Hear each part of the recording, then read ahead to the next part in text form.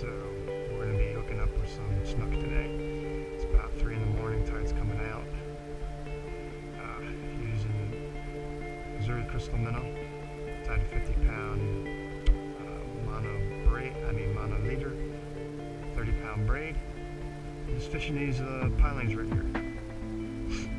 These structures holds really good snook. Tarpon are out there, I hear them popping. Haven't hooked up one of those yet.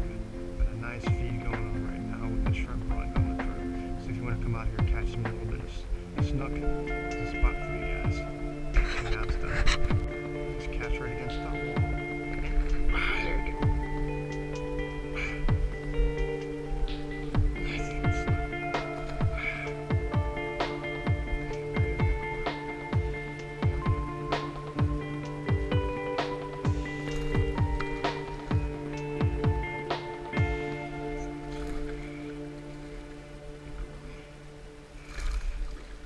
Just make sure you cast right against that corner right there.